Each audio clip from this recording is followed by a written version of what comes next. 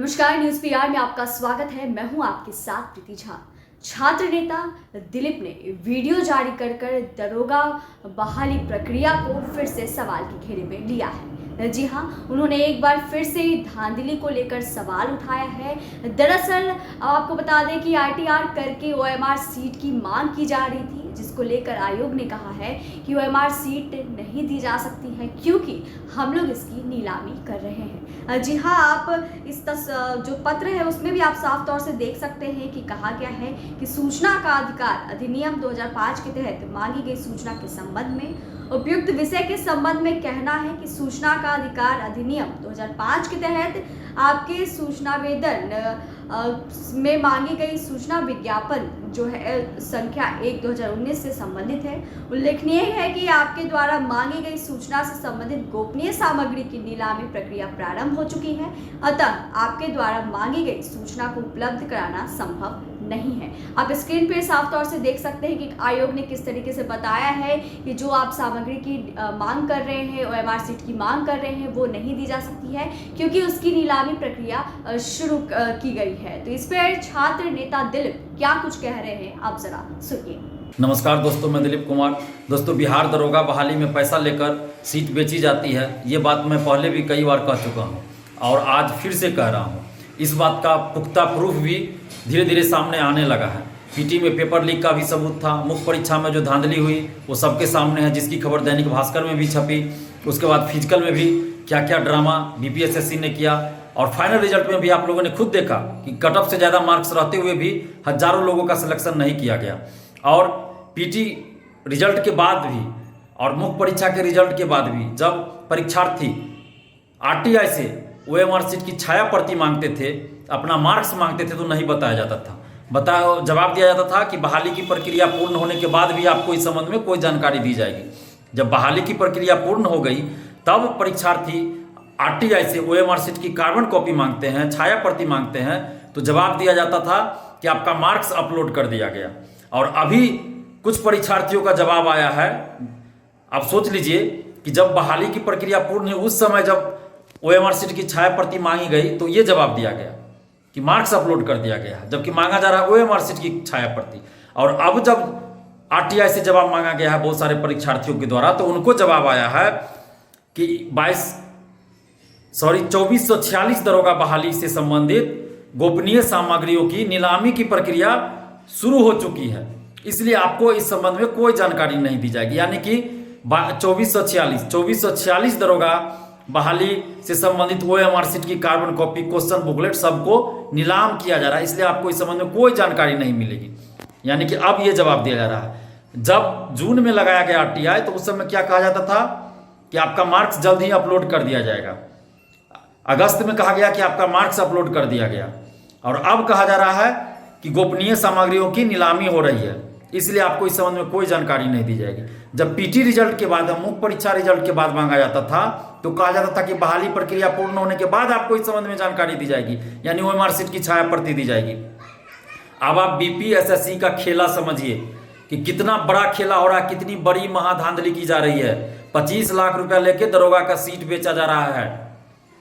25 लाख रुपया लेके OMR sheet अंदर से रंगा जाता है और जो परीक्षार्थी पास भी रहते हैं, जिनका कट ऑफ से ज्यादा मार्क्स है, उनका मार्क्स कम कर दिया जाता है। और यही वजह है कि ओएमआर सीट की छाया प्रति आपको नहीं दी जाती है। आखिर बीपीएससी, बिहार लोक सेवा आयोग, संवैधानिक संस्था है, बिहार में ही है। जब वो मेंस की कॉपी दे देती है आरटीआई से 1 साल 2 साल बाद भी, तो फिर ये 3 महीना के बाद ही बीपीएसएससी आरटीआई से ओएमआर सीट की छाया प्रति क्यों नहीं दे सकती है? और सबसे बड़ी बात कि जब परीक्षा समाप्त होता है उसी समय ओएमआर सीट की छाया प्रति क्यों नहीं दी जाती है, कार्बन कॉपी क्यों नहीं दी जाती है, जबकि लिखा रहता है कैंडिडेट कॉपी, स्टूडेंट कॉपी क्यों नहीं दिया जाता है? आप सोचिए, समझिए, इस खेला को समझिए। ये 25 लाख रुपया लेके जो सीट बेचा जाता है, ओएमआर सीट अंदर से रंगा जाता है, इस वजह से ये सब किया जा रहा है। इस चीज को समझिए, नहीं तो जो खेला 2446 दरोगा बहाली में हुई है उससे भी बड़ा खेला, महाखेला 2213 दरोगा बहाली में होने वाली है, महाधांधली होने वाली है और महागुंडागर्दी होने वाली है 2213 दरोगा बहाली में। इसीलिए ये आवश्यक है कि परीक्षा समाप्ति के तुरंत बाद ही ओएमआर सीट की कार्बन कॉपी और क्वेश्चन बुकलेट परीक्षार्थियों को दिया जाए, आंसर की जारी किया जाए और रिजल्ट प्रकाशन के साथ ही कट ऑफ और सभी परीक्षार्थियों का मार्क्स बताया जाए, और पीटी मेंस फिजिकल सबका रोल नंबर सेम हो, अलग अलग रोल नंबर नहीं हो, यानी कि एक ही स्टूडेंट्स का पीटी का अलग, मेंस का अलग रोल नंबर, ऐसा नहीं, सेम रहना चाहिए रोल नंबर। उसके बाद होम सेंटर नहीं दिया जाए, गृह जिला के अगल बगल जिला में सेंटर दिया जाए, तभी दरोगा बहाली पारदर्शी तरीके से हो पाएगी।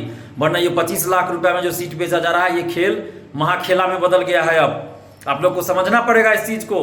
और हजारों ऐसे अभ्यर्थी है जिनका खुद कहना है कि पीटी में जितना मार्क्स उनका बताया गया उससे 12, 15, 16 नंबर उनका ज्यादा आ रहा है। मुख्य परीक्षा में जो असफल घोषित कर दिए गए, उनका भी कहना है कि मुख्य परीक्षा में जितना मार्क्स उनका बताया गया था बीपीएसएससी के द्वारा, उससे 15, 16, 12, 13 नंबर ज्यादा उनका आ रहा है। इसके बावजूद भी उनका सिलेक्शन नहीं हुआ। तो यही वजह है कि ओएमआर सीट में छेड़छाड़ की जाती है। अगर आपने किसी क्वेश्चन का गोला नहीं रंगा है तो उसमें आपको जो गलत ऑप्शन होगा उसको रंग दिया जाएगा, आपका मार्क्स कम हो जाएगा, चूंकि निगेटिव मार्किंग है।